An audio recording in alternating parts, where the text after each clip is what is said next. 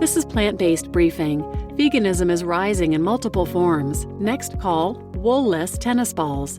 And The Multiple Problems of Wool by Danny Rosenthal at sheeps.tennis.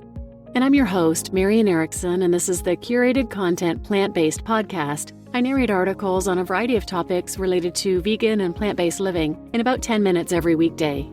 Today's post is from Danny Rosenthal at sheeps.tennis. He's an avid tennis player and longtime vegan, and in 2018 he discovered that most tennis balls contain wool, and many tennis sneakers, even those without leather, contain animal products. So he founded the company Sheeps on a mission to create cruelty-free and eco-friendly tennis equipment and to raise awareness as well.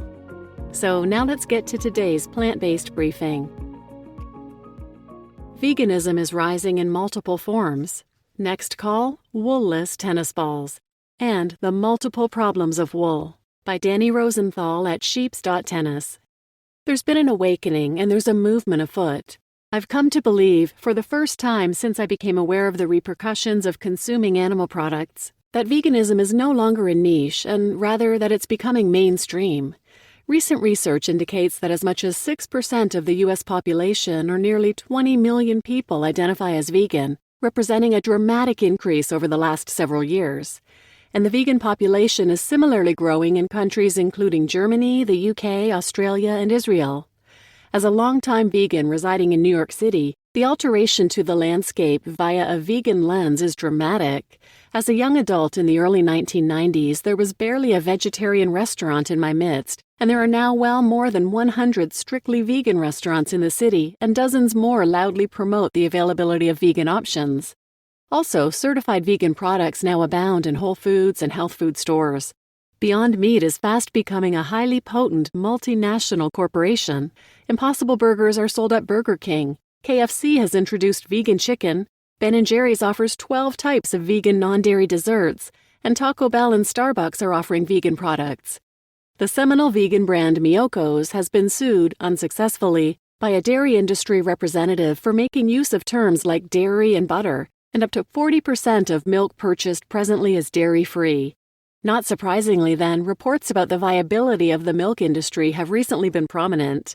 More nascent, though, is the understanding that animal products are frequently utilized in non-food products, and more recent are business initiatives to address this matter. Vegan shoes have been embraced by Stella McCartney, Doc Martens, and Adidas. Volvo has introduced vegan interiors, and multiple versions of vegan leather and suede are on the marketplace. And then there's my personal preoccupation, tennis balls. A couple years ago, I realized that most tennis balls contain wool. I'd known that sheep shearing is an unnecessary and harmful act, causing profound pain to sheep and culminating in their slaughter. So I became distressed that while deriving immense joy from the sport in which I'm enthralled, I'm a participant in this practice.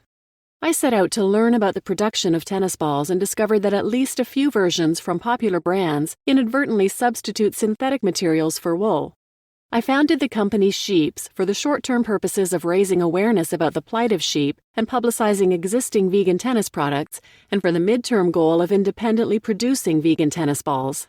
The effort to produce balls, while still in progress, has been more complicated and time-consuming than I anticipated, so I pivoted to an advocacy and communication strategy in the form of a campaign called Make Tennis Vegan, designed to persuade CEOs of the likes of Wilson, Penn, Babolat, and Dunlop to label and market existing vegan balls accordingly, and to invest in R&D leading to the production of optimally performing and environmentally friendly balls. And the vision for Sheeps extends far beyond tennis. The recent documentary film The Game Changers illustrates the growing adoption of veganism among elite athletes, and it's crucial that this development is leveraged to vegan sports equipment, such as baseballs and baseball gloves, basketballs, footballs, and soccer balls. Further, sports executives must better recognize the inextricable link between animal agriculture and climate change, and pursue a full host of initiatives to reduce the detrimental effects of sports upon the natural environment. For its part, Sheeps has begun research leading to a biodegradable tennis ball. It can be difficult to imagine the transformation of deeply ingrained cultural elements. Many doubted that slavery would be abolished, that women would vote, that LGBTQ people would marry, and that racism would be on trial in this country as it is today. So it doesn't surprise me that the notion of an entirely vegan society seems far-fetched to most. If we are to achieve collective veganism, as with all transformations, the path will be lengthy and fraught, and marked by incremental advances such as, I fervently hope, the mainstreaming of vegan tennis balls. The multiple problems of wool. Sheeps conveys much gratitude to PETA for publishing this comprehensive article about the profound harm caused by wool, both to sheep and the natural environment. We share with PETA a determination to raise awareness about these matters, and our particular focus at present is replacing the wool on most tennis balls with vegan materials. Here's a summary of the PETA infographic about wool. Cruelty to sheep. The wool industry inflicts a great deal of suffering on the animals it exploits. PETA affiliates have released exposés of nearly 100 wool industry operations across 4 continents that show sheep being mutilated, abused, and even skinned alive. Eyewitnesses have documented that workers kick, punch, and stamp on sheep to restrain them for shearing. Shearers tend to work recklessly, leaving large, bloody wounds on sheep's bodies. Farmers commonly cut off lambs' tails and castrate male sheep, all without any painkillers. And industry schemes, such as the quote-unquote responsible wool standard, haven't reduced or prevented suffering. They've simply created a veil for the wool industry to hide its cruel practices behind. Climate change. The most significant impact of wool farming on the environment is its contribution to climate change. Sheep are second only to cows in the global production of methane, a potent greenhouse gas. Over the last 250 years, the concentration of methane in the atmosphere has increased by 151% worldwide. And in New Zealand, methane emitted by animals, primarily sheep, accounts for over 90% of the country's total methane emissions. Pollution. Wool farming can have a serious detrimental effect on the surrounding land, air, and water. The enormous flocks of sheep bred by the wool industry produce huge amounts of manure, which pollutes the water, land, and air. The fecal waste also contaminates water with bacteria. Sheep dip. Sheep dip, a toxic liquid waste used to rid sheep of parasites, is difficult to dispose of safely and commonly ends up in local waterways. In one incident, just 1 cupful of used sheep dip, which contained cypermethrin, a noxious chemical, was dumped into a river, killing 1,200 fish downstream.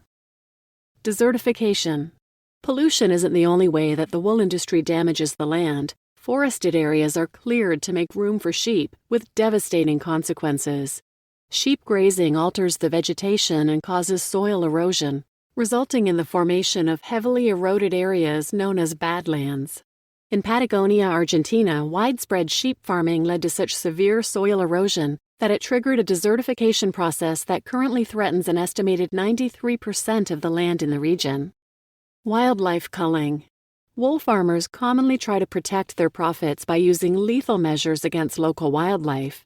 In Australia, many landowners kill kangaroos who are considered, quote, pests, because it's believed that they compete with sheep for resources.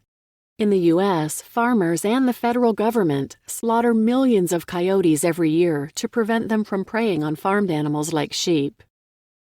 Comparing wool to other fibers. Wool's negative impact on major environmental issues is worse than that of most other materials. There are at least 9 fibers that are more sustainable than wool.